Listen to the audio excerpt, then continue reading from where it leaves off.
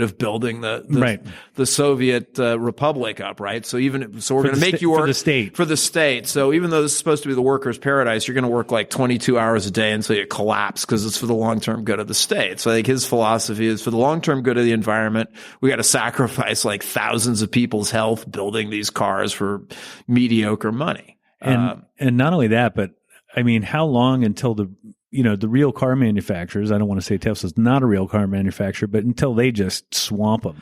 Well, I mean, to their credit, I mean, they by and large build a pretty good product. And I think a lot of the manufacturers, they are throwing billions and billions into R&D. They're putting out, so far, most of the cars. Because Tesla's cars are great. I just don't know that they're very good at building cars. No, there's apparently a lot of fit and finish issues. And just mass production, right? Yeah, right. And the higher ends, and again, the ones they started with, the Model S, the Model X, that they update them over the air. They don't have model years.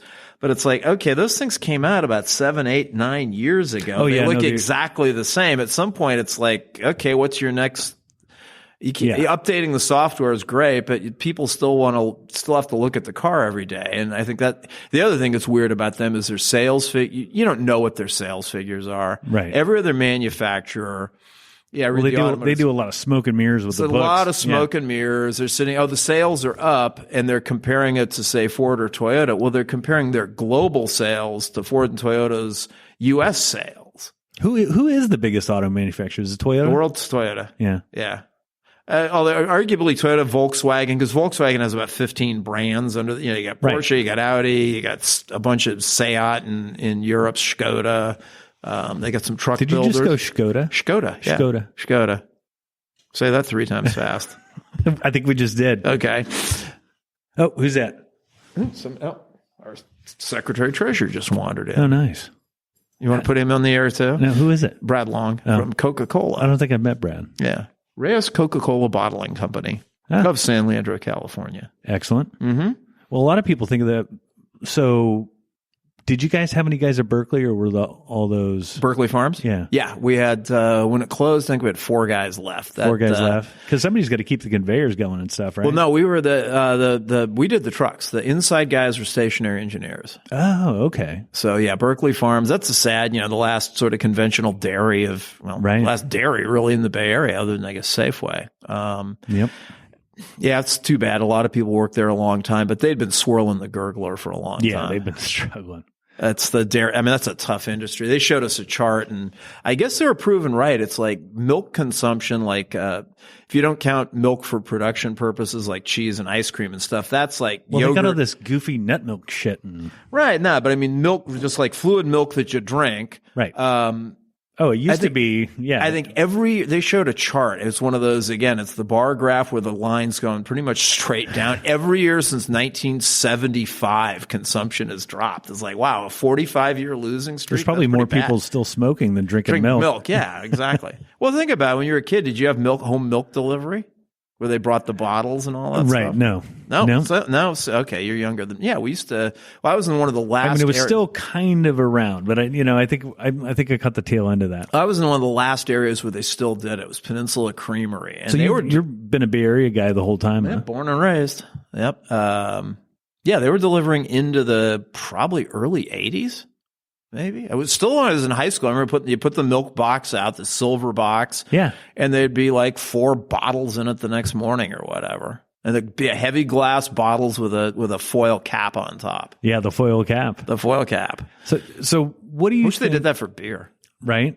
I think they can. They probably do. You can get growlers and stuff. Jeez, yeah. COVID. Talk about upending an industry, the whole liquor distribution. And I'm sure. What's that been like? Well, I don't know. I'm not involved in it much, but I know that, restaurant business is gone. Yeah.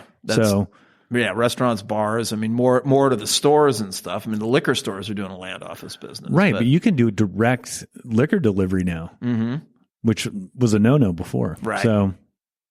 So what is going to happen? So I'm looking forward to 2021 because I think the consensus is the verdict's in on 2020. Yeah, it's a bomb not to be repeated. I'm not sure that magic suddenly happens on New Year's Day. It would going to be feel nice. like it. You want to hope, but it's like, it's just like making your New Year's resolutions. Is the world really look that different on January 3rd than it did on December 27th? Well, what's interesting, I've been talking to people, and the people seem to fall into two camps. And I fall into the camp of ride out COVID, wait for the new normal because things are never going to be the same. Right. Then there's another camp of this is the new normal and life goes on and I'm going to keep on keeping on. Yeah.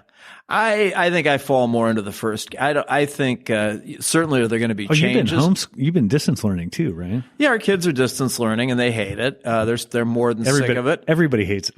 Well, teachers hate it. No, parents hate it. I'll out my wife here. She's a speech therapist, so she works in the schools.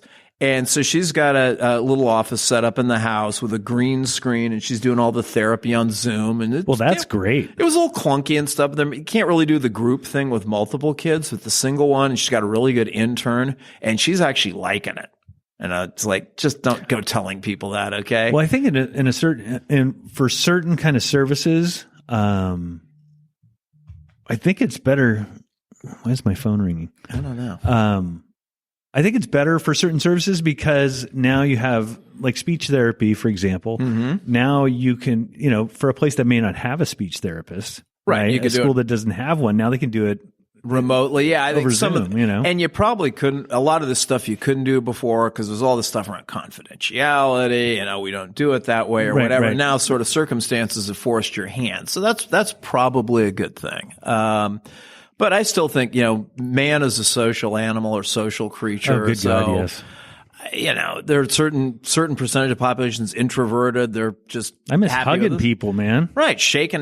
When was the last time somebody gave somebody a proper handshake? You just look at each other kind of awkwardly and it's like, sorry, man. Yeah. I met two guys today in a business context. Never met them before. And we do this kind of weird, awkward fist bump thing. And, I know. It's terrible. And we're wearing masks. So it's like at the end of it, we're done. We kind of stood apart and pulled down the masks. So I have a better idea. Ironically, this guy actually looks kind of like you, and he's Spanish. Okay. Good for him. From just outside the Basque Country. Must be a handsome guy. Oh, he was a charmer. By the way, I never get that. I know. I'm trying to be kind. You're far too kind. Yes. No, but it's weird because when you end and this will probably happen with you and I in about 10 minutes.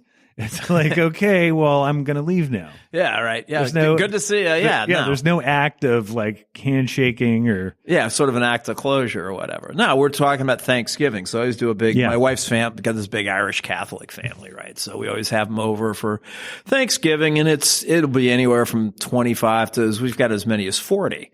Well, my house isn't that big, right? There's no way. We're not going to be sitting there breathing all over each other. You can have 40 people?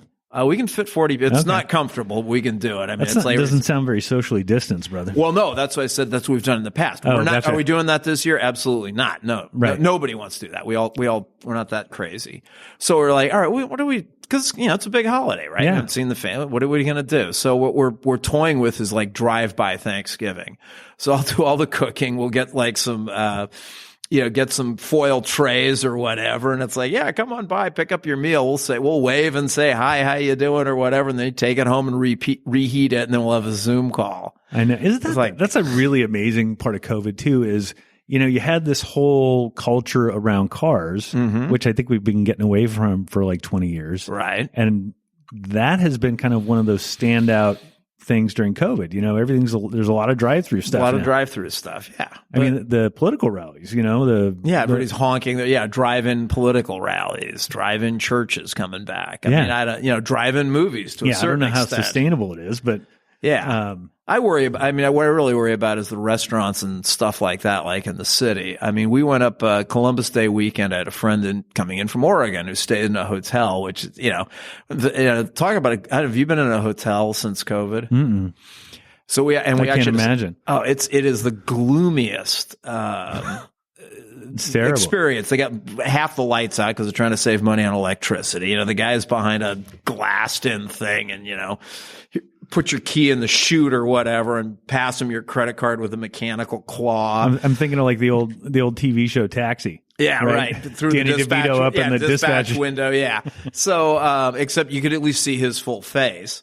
And then like the lobby is a ghost town. There's no gift shop, newsstand. That's closed. The bar is closed. The restaurant's closed. If they had any snacky things in the lobby, one hotel I had to stay in was a Hampton Inn for a night. Everything there, no breakfast, none of that. So it's all closed down. It's all dark. You get in the elevator by yourself, go to the room. There's like there's other people there, but they're like all in their rooms and stuff. And it's like, God, this is just depressing. Like, yeah, it's weird, man. So this buddy of mine comes down from Oregon. So it's like, hey, let's have, socially distant dinner. So we go to Original Joe's in the city, which is one of those great classic San Francisco restaurants. And, he was staying by the wharf. So we actually walked down, and it was an interesting experience because the weather was pretty good. And everybody was out. I think people were just, and again, almost everybody's wearing masks, and they weren't being stupid at least as far as I could see. Right, and most of these restaurants in North Beach had already constructed the little outside booth things. That's one kind of cool thing is I like, people are really moving things outside. Right. No, and and in the summer, it's fabulous. The winter is going to be, I guess if you put up a roof, yeah, it's not like it rains that much around here, and you get some portable heaters. I'm okay with eating outside in December. I got a jacket on, as long as the rain's not beating on me and the wind's not blowing my food across the street or whatever. Like now every place is a drive-through too. Yeah, but that means take it home. So you want to go someplace different. I'm sick of eating at my kitchen table every night. No, I think it's great. Yeah, so it's really, really, really good. To be at home with the same people all the time. Yes, constantly. So one of the I saw one guy opine on this, and it made a lot of sense to me. I don't know if you've heard this, but he was connecting it to the weather, saying you look at the COVID outbreaks in Europe, right? It hits Europe really hard in March and April and all that, and then it tapers off. And the jerk governor of Florida is patting himself on the back in April and pointing New York going neener, neener, neener. Right. And then all of a sudden it explodes in Florida, it explodes in Texas and all this other stuff. Well, this guy's theory was like, look, Europe, there's not a lot of air conditioning, right? Most people don't have ACs in their houses, or they have smaller houses. And so they're used, particularly in the southern parts of the continent, they're used to spending their summers outdoors as much as possible. Eating outside, drinking outside, dancing outside, shopping, walking in the town square, all that jazz. So weather gets warm, they're outside, COVID volume shrinks. Now, the Sun Belt of the U.S., it's fairly nice in the spring and the winter. Yeah. But you get into May, June, July, August, it is beastly friggin' hot. And so everybody's muggy, nasty. You don't want to be out in that stuff. So you're in an air-conditioned mall, theater, restaurant, bar, what have you.